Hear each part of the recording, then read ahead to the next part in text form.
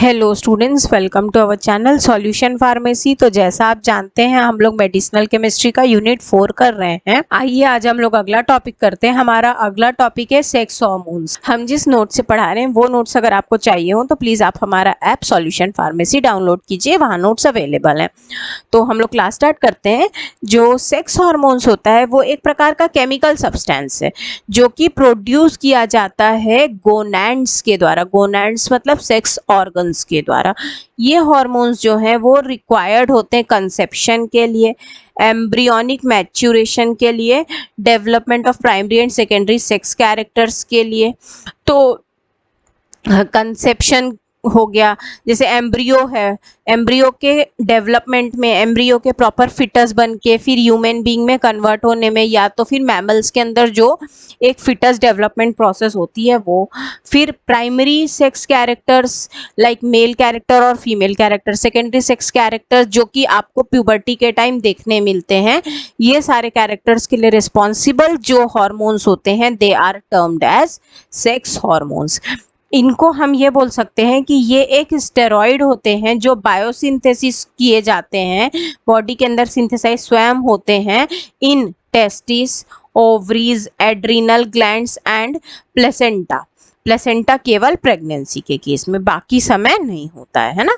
तो जो एक्टिविटी है सेक्स हार्मोन की, उसका मेन टारगेट सेल होता है कि वो किसी भी प्रकार से रेगुलेट करे रिसेप्टर को, और ये एक्टिविटी जो होती है ये कंट्रोल की जाती है हार्मोन्स के द्वारा जो कि प्रोड्यूस होता है पिट्यूटरी ग्लैंड के एंटीरियर लोब से। और ये सेक्स हार्मोन जो होते हैं ये रेगुलेट करते हैं रिप्रोडक्टिव फंक्शन को और सेक्सुअल प्रोसेस को, और ये रिस्पॉन्सिबल होते हैं secondary male and female characteristic के डेवलपमेंट के लिए। तो जैसे अपन एग्जाम्पल्स की बात करें तो पहला एग्जाम्पल है टेस्टोस्टेरॉन। टेस्टोस्टेरॉन जो है वो एक प्रकार का मेल सेक्स हार्मोन है जो कि एड्रिनोजन के अंदर में आता है, एंड्रोजेंस के अंदर में आता है, और ये डेवलपमेंट में मदद करता है मेल सेक्स ऑर्गन। कब? Before the birth. Before the birth जब सेक्स डिटर्मिनेशन हो रहा होता है, सेक्स प्रिपेयर हो रहा होता है एक फिटस का, उस समय मेल ऑर्गन को डेवलप करने के लिए ये यूजफुल होता है। इसके बाद में वही जो फिटस है जब वो बर्थ हो जाता है उसका, इसकी इन्फेंट बन जाता है, उसके बाद उसकी प्यूबर्टी के टाइम सेकेंडरी सेक्स कैरेक्टर्स के इंफॉर्मेशन के लिए, सेकेंडरी सेक्स कैरेक्टर के डेवलपमेंट के लिए टेस्टोस्टेरॉन रिस्पॉन्सिबल होता है। देन होता है ईस्ट्रोजन।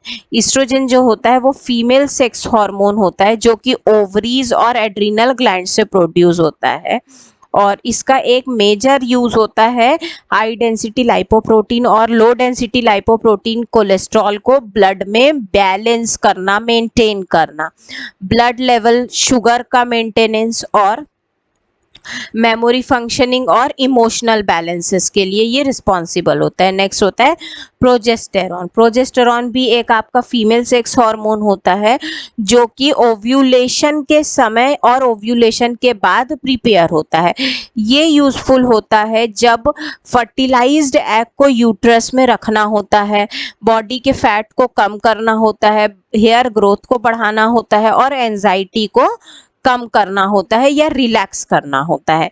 नेक्स्ट होता है टेस्टोस्टेरॉन। ये एक हमारा मेल हार्मोन ही है जो कि मेंस के रेगुलर हेल्थ और वेलबींग के लिए रिस्पॉन्सिबल होता है, और साथ ही साथ में ये लिबिडो को अफेक्ट करता है, मतलब एबिलिटी टू डू सेक्स को अफेक्ट करता है, मूड को अफेक्ट करता है और एनर्जी को भी अफेक्ट करता है। इसका और एक मेजर रोल होता है टू प्रिवेंट ऑस्टियोपोरोसिस। ऑस्टियोपोरोसिस की जो कंडीशन है उसको प्रिवेंट करने के लिए ये रिस्पॉन्सिबल होता है।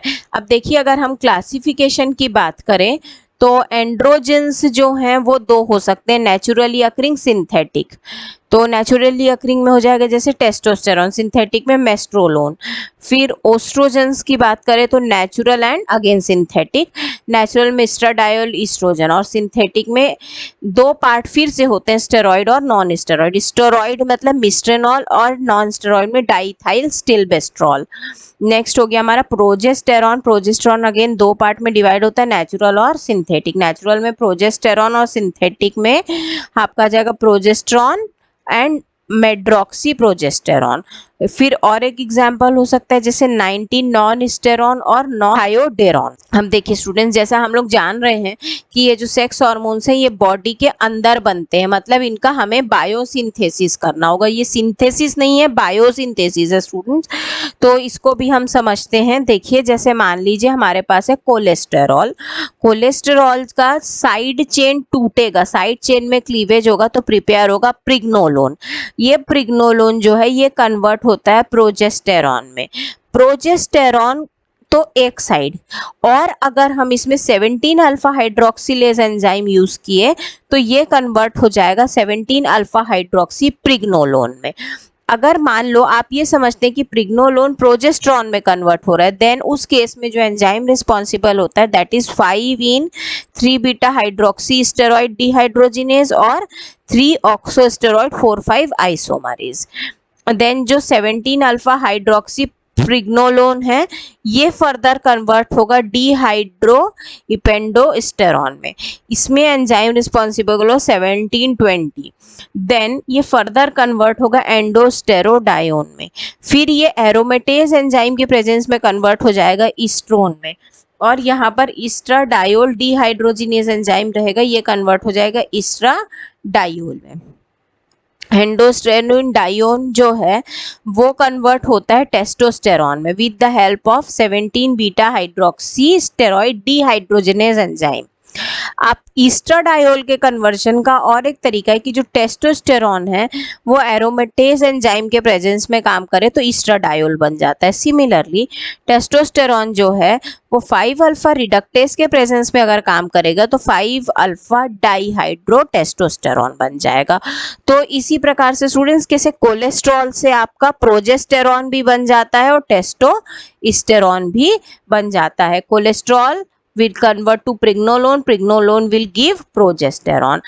then कोलेस्ट्रॉल जो है वो आप देखिए तो cholesterol it will give pregnenolone, pregnenolone will give hydroxy pregnenolone, then dihydro epiandrosterone, then androstenedione and then testosterone.